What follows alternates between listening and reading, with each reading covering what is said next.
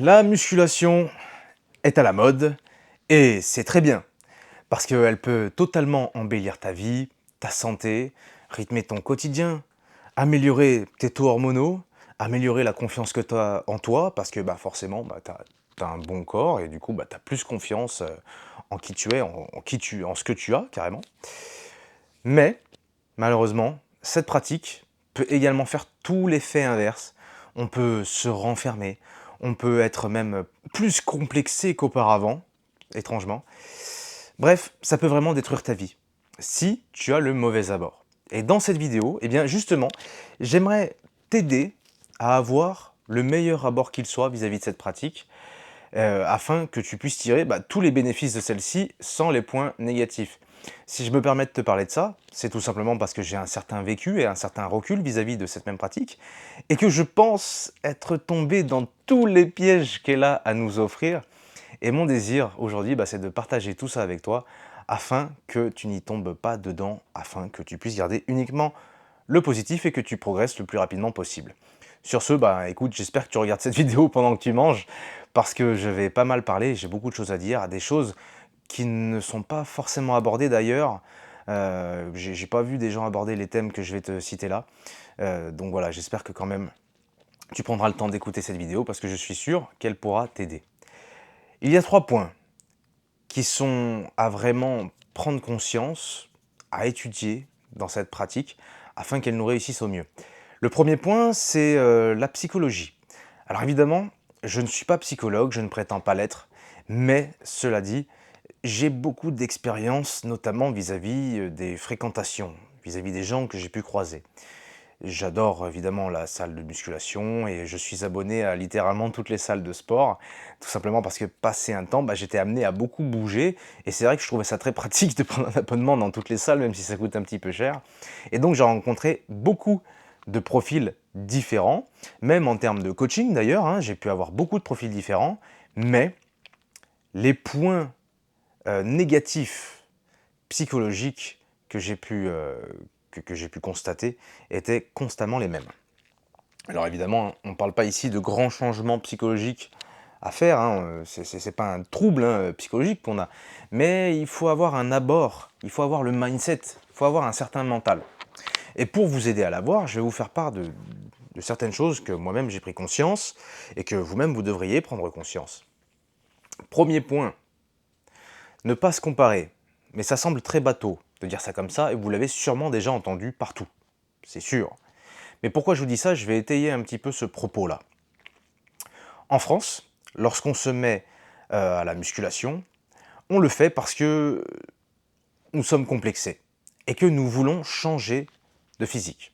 Évidemment, je parle dans la majorité des cas. 90% des gens en France se mettent à la musculation parce qu'ils désirent, entre guillemets, quitter un état physique préalable pour un autre qui leur semble mieux. Et c'est une très bonne chose. C'est super que lorsque quelque chose ne nous convienne pas, on se responsabilise pour le changer. C'est génial. Mais prenez conscience du monde extérieur, qui n'est pas forcément en raccord avec ce que vous pouvez percevoir. Le monde extérieur, c'est quoi? Aux États-Unis, les gens vont se mettre à la musculation, pas parce qu'ils veulent fuir un état initial, un physique qui ne leur plaît pas.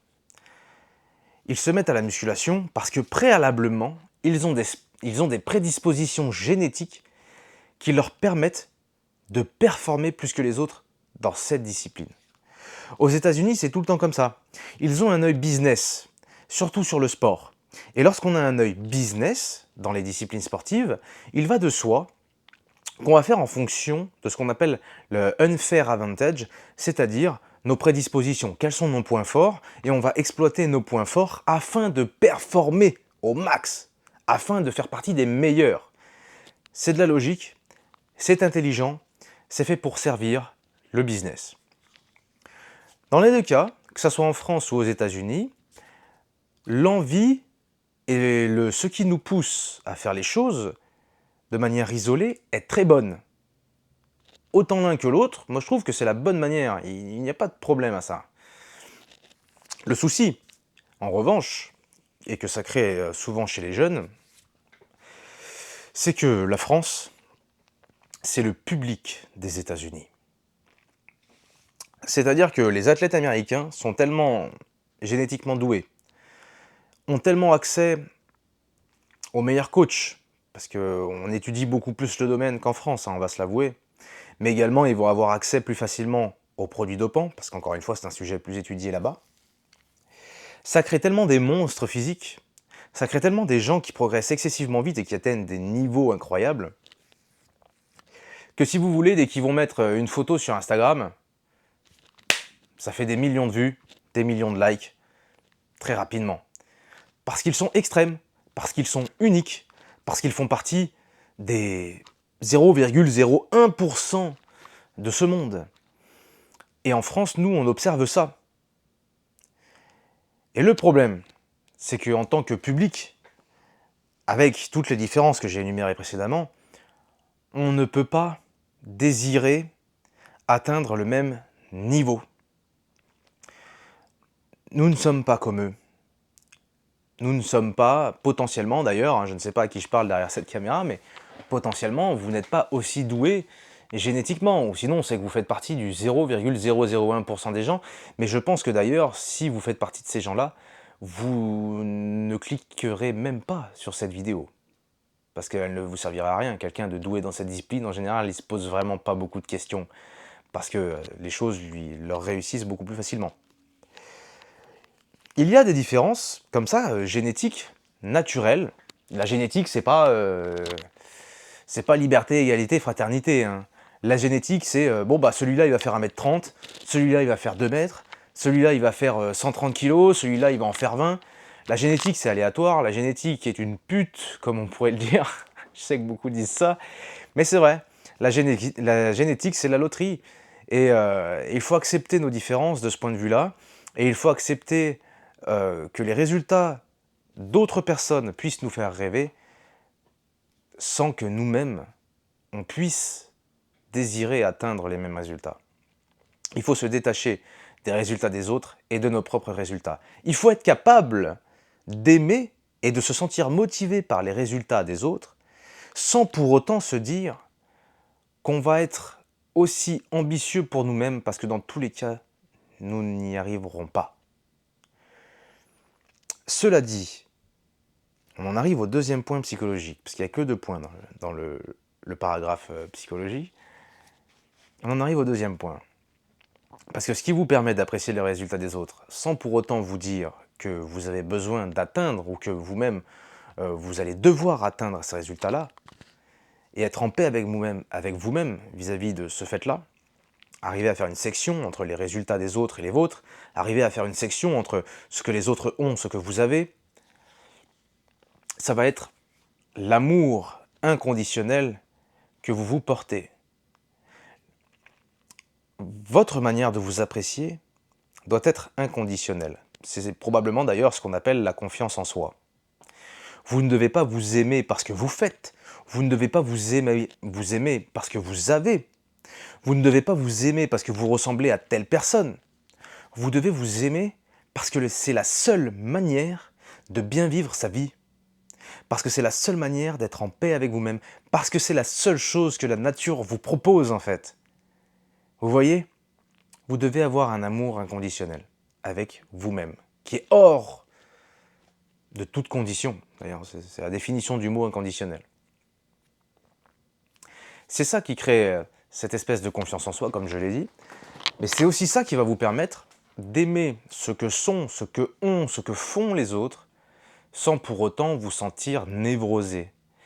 Parce que malheureusement, lorsque vous allez vous fixer un objectif impossible à atteindre, ça va créer de la névrose, ça va créer de l'impatience, ça va créer un inconfort psychologique, ça va créer du doute, ça va créer une inconfiance en soi. Comment ça se fait que lui y arrive et pas moi? Comment ça se fait que les autres y arrivent et pas moi? Est-ce que je suis en dessous? Si vous vous aimez, la question ne se pose plus.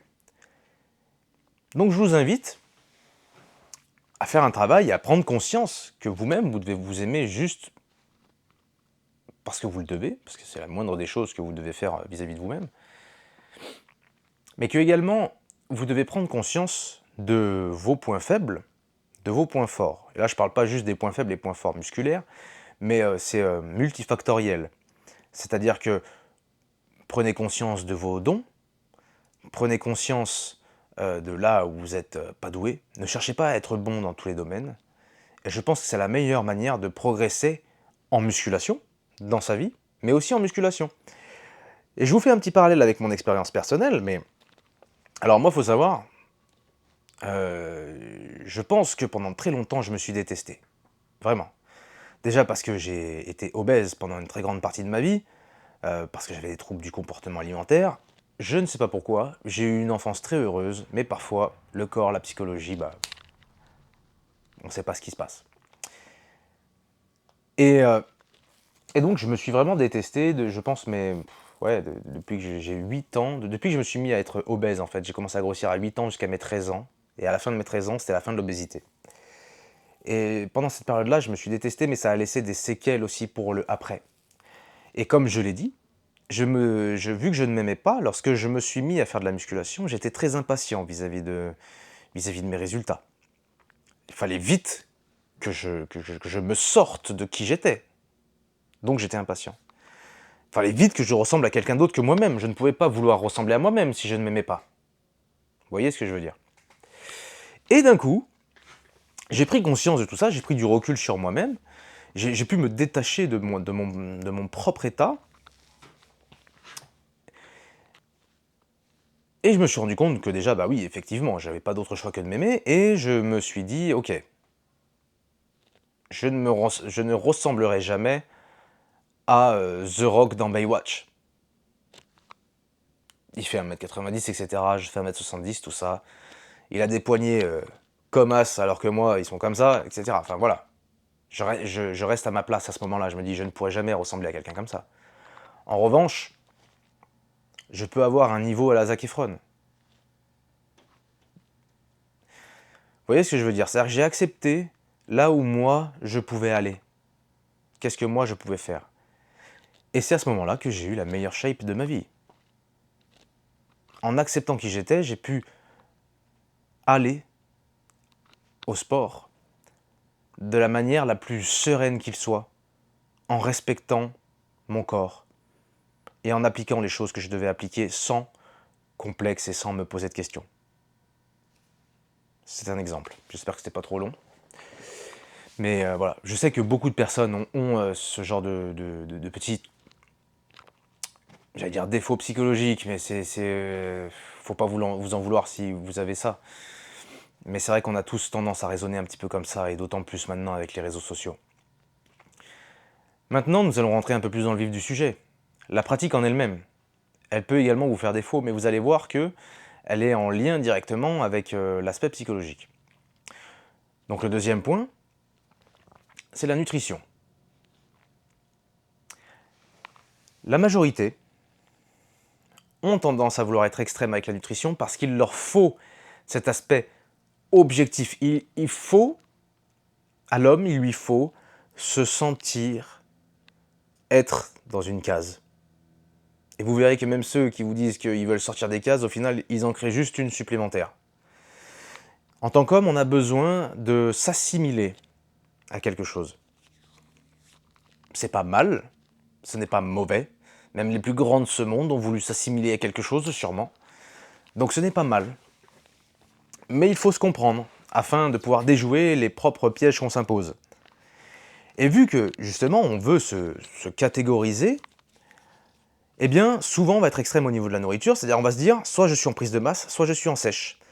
Soit mon objectif, c'est de prendre à tout prix du muscle, soit mon objectif, c'est d'être sec. Le problème vis-à-vis de ça, c'est que vous allez être extrême au niveau de la bouffe et vous allez tout le temps être insatisfait.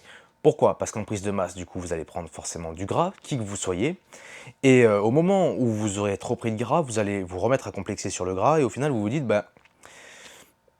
être sec, ça me semble un peu mieux. Vous allez vouloir être sec, mais vu qu'encore une fois, vous allez être très pressé, chose que je peux comprendre, j'ai été pressé toute ma vie, mais vu que vous allez vouloir être pressé, du coup, vous allez mal faire les choses et vous allez diminuer trop vite les calories. Vous allez vous rendre compte que certes, vous maigrissez, mais que c'est intenable dans le temps.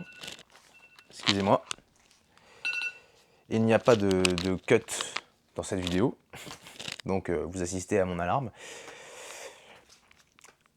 Et donc je disais, c'est intenable dans le temps, vous mangez rien, et en plus de ça, ben, vous vous désociabilisez. Ou alors vous créez des troubles du comportement alimentaire, la semaine vous ne mangez rien, le week-end, vous faites des cheat meals à en crever. Vis-à-vis de ça, c'est toujours pareil. Vous devez faire les choses de manière rationnelle. Vous voulez vite atteindre votre objectif. Mais ça, c'est une émotion. Le fait d'être pressé, c'est une émotion. Et il ne faut pas être émotif. Lorsqu'il s'agit de réussite d'un objectif, je ne pense pas qu'il faille des émotions. Tout simplement parce que vos émotions fluctuent. Et que si vous faites en fonction de celles-ci, ça va fluctuer toute la journée. Toute la journée, vous allez douter, etc. Vous devez vous attarder uniquement sur le rationnel. En ce qui concerne la nourriture, avoir un apport calorique qui vous permette de sécher délicatement et qui soit tenable. Lorsqu'il s'agit de la prise de masse, déjà, j'ai horreur de ce mot, mais on va le garder juste pour que vous puissiez assimiler et comprendre la période à laquelle je fais référence, mais il doit y avoir qu'un léger surplus calorique. Alors maintenant, comment agir de manière rationnelle? Vous devez comprendre déjà ce que vous êtes au moment présent et ce qu'il faut appliquer scientifiquement parlant. Et aussi, il faut que vous ayez votre propre data. Donc ça se fait sur plusieurs années quand même, le fait de savoir exactement ce qu'il vous faut pour être sec. Mais cela dit, au début, on s'en réfère uniquement à la science. Vous devez connaître votre masse maigre. Pour connaître votre masse maigre, vous devez connaître votre pourcentage de matière grasse. Parce que il y a votre masse corporelle, vos os, vos organes, votre graisse et vos muscles. Il y a votre pourcentage de matière grasse et il y a votre masse maigre. Vous prenez votre poids, vous soustrayez la matière grasse de votre poids. Comment savoir votre taux de matière grasse? Déjà, il ne faut pas avoir d'ego, parce que souvent on va avoir tendance à sous-estimer son taux de matière grasse. Ce n'est pas grave, mais vous devez juste prendre conscience de cela. Donc vous allez devoir surestimer un petit peu votre taux de matière grasse. Mais tout de même, pour avoir une référence et pour avoir un pourcentage, eh bien, vous pouvez aller voir sur internet, il y a tout plein de tableaux avec des physiques différents, avec un taux de matière grasse différent noté en dessous. C'est très suffisant, notamment si vous surestimez un petit peu votre taux de matière grasse, il se peut que vous soyez très proche de ce que vous êtes. Ensuite, ce pourcentage de matière grasse, admettons, vous êtes à 20% de matière grasse. Vous avez un poids de 100 kg. Vous déduisez le 20% à ces 100 kg. Ça fait 20 kg. 20% de 100 kg, ça fait 20 kg. Vous déduisez, vous êtes à 80% de masse maigre. À ce moment-là, vous pouvez calculer vos calories. Pour calculer vos calories, c'est très simple, vous pouvez faire encore des recherches, mais on a étudié, enfin la science a étudié, qu'il vous fallait 30 kcal pour maintenir 1 kg de masse maigre. Environ, c'est 30 ou 32. Du coup, vous faites masse maigre fois 30 ou 32 pour avoir votre total calorique journalier. Et avec ça, vous allez pouvoir composer votre diète avec des aliments plaisir qui rentreront dans vos macronutriments, glucides, lipides, protéines. Vous pourrez intégrer des aliments plaisir et des aliments sains. Et avec ça, vous allez atteindre votre objectif sans être frustré.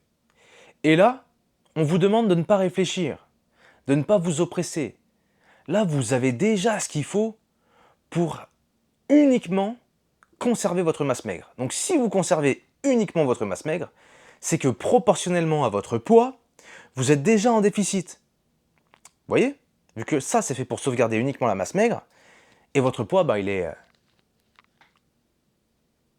est en cohérence avec votre diète précédente. Vous voyez ce que je veux dire? Donc là, si vous respectez ça, vous allez maigrir et vous allez normalement atteindre un physique avec uniquement de la masse maigre. Si votre entraînement est bien géré. Et à ce moment-là, on en vient à l'entraînement. Un des paramètres les plus importants d'ailleurs, c'est le troisième paramètre, troisième et dernier paramètre, mais qui est tout de même le plus important, avec lequel je vois le plus d'erreurs, je pense. À l'entraînement, il y a des gens, enfin, à la salle, il y a des gens qui sont là depuis 3 4 ans et dont le physique n'a pas bougé, dont les performances n'ont quasiment pas bougé. Et ça, c'est dû à quoi? Deux catégories de personnes. Désolé, j'arrête pas de bouger, mais en fait, j'ai tellement chaud là que ma chaise, elle me tient chaud aussi. Deux catégories de personnes vous avez en salle. Vous avez ceux qui vont se sous-entraîner. Mais en général, ceux-là, ce ne sont pas les gens qui vont regarder cette vidéo, tout simplement parce qu'ils ne vont pas vraiment rechercher le comment s'optimiser. Ce sont des gens que quand vous allez les croiser, ils vont vous dire oui, oui, moi je me remets en forme, mais c'est tout.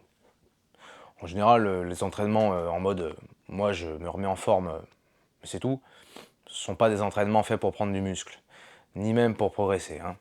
C'est dans ce sport-là, des petites ambitions, ça marche pas beaucoup.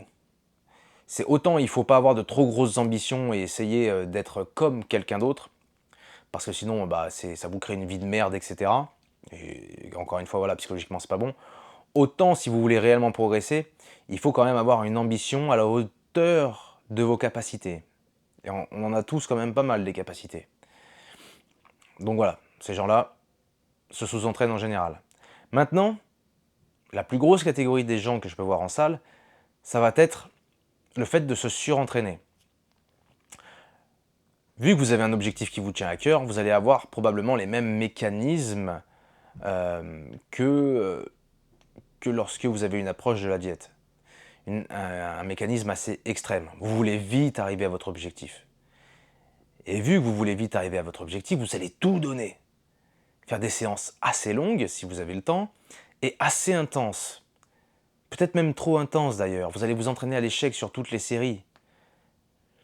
Alors, autant avec le volume d'entraînement, j'ai pas des masses de problèmes, parce que c'est très dur de créer trop de fatigue avec un volume d'entraînement, c'est-à-dire avec un temps d'entraînement long, créer beaucoup de fatigue nerveuse et énergétique, ça va être plus compliqué, ça ne se limite pas à ça. En revanche, ce qui va créer une vraie grosse fatigue nerveuse, et à la suite globale, ça va être le fait de vouloir à tout prix s'entraîner à l'échec. S'entraîner en mode un peu sadomaso, chose que j'ai fait énormément aussi, hein, je vous l'accorde. C'est pas vraiment de votre faute. On promue beaucoup sur les réseaux le fait qu'il faille s'entraîner à l'échec. Malheureusement, ce n'est pas le cas. S'entraîner à l'échec, d'ailleurs, si on va par là, ça veut tout et rien dire. L'échec musculaire, c'est lorsque votre dernière répétition est lente, ou est-ce que l'échec musculaire, c'est lorsque vous ne pouvez plus faire de répétition? Parce que lorsqu'on utilise un terme comme ça, eh ben, on est forcé de constater que l'échec, ça veut quand même dire le moment où ça sature, le moment où on ne peut plus. Et ce moment-là où on ne peut plus, si vous l'atteignez trop souvent, ça va créer une fatigue nerveuse périphérique, c'est le système nerveux périphérique, vos muscles. Mais si vous continuez à fatiguer votre système nerveux périphérique, ça va commencer à entamer le système nerveux central. Le système nerveux central, bah, c'est plus ce qui est au niveau de la gestion de vos humeurs, votre psychologie. Il peut y avoir une forme de démotivation, je ne sais même pas si on le dit, mais je pense qu'on le dit. Oui, démotivation. Enfin bref, une perte de la motivation. Il peut y avoir une grosse perte des performances aussi, forcément. Votre système ne récupère jamais. Comment voulez-vous progresser? Et à la suite de ça, bah, il y aura forcément une insatisfaction. Vous vous donnez à fond, mais vous n'avez pas de résultat. Pour vous faire conscientiser que ce n'est pas la bonne chose à faire également, je vous invite à voir les choses de cette manière.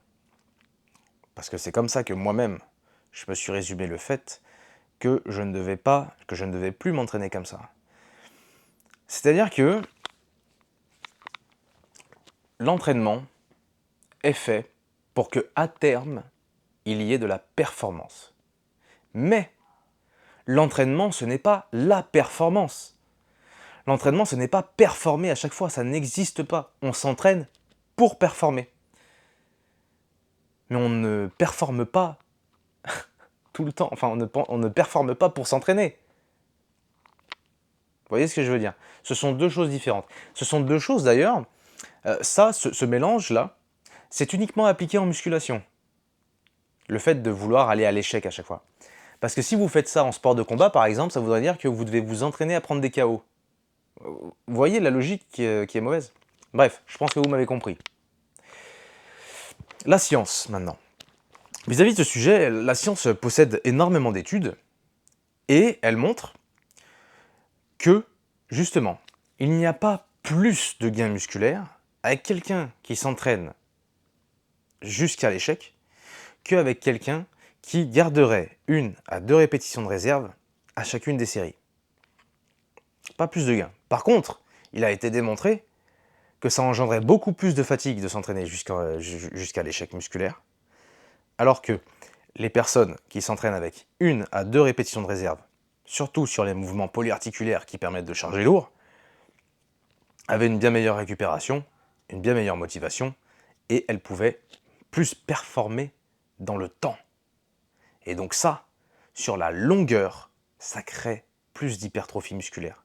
C'est très indirect comme manière de penser, mais c'est le cas. Ces études-là, il y en a, moi je me suis basé sur les 6 dernières études, très complètes, de 2017 à 2024. Je vous les mettrai en description de cette vidéo. Je pense qu'effectivement, le fait de vouloir s'entraîner à l'échec, c'est quelque chose qui rassure parce qu'on se dit qu'on s'est donné au maximum et qu'on aura un maximum de résultats. Mais sauf que votre corps ne fonctionne pas comme ça. C'est comme si vous disiez je vais mettre tout ce que j'ai de côté dans le Bitcoin. Parce que si je mets tout ce que j'ai de côté si je mets une grosse somme, j'aurai plus de gains. Oui, mais c'est risqué. C'est volatile. Vous voyez ce que je veux dire? Encore une fois, je sais qu'il y a des gens qui vont progresser en allant à l'échec tout le temps. Il y a des mecs, ils vont taper des 1RM à toutes les séances et ils vont progresser. Parce qu'ils ont la bonne génétique. Ils ont vraiment une génétique de fou. Il y a des gens qui ont une génétique de fou et qui, avec n'importe quel entraînement, ça marche. Je vous le dis, moi aussi ça me fout les boules. Ça m'a foutu les boules de l'accepter. Mais je l'ai accepté. C'est comme ça.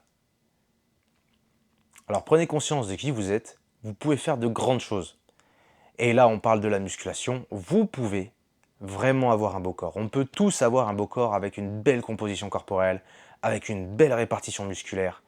On peut tous le faire. Ça c'est un truc, je vous promets, il n'y a aucune génétique par contre qui empêche littéralement le fait de prendre du muscle quand même. Le fait de s'améliorer. Il n'y a aucune génétique qui empêche de s'améliorer. Ça c'est sûr.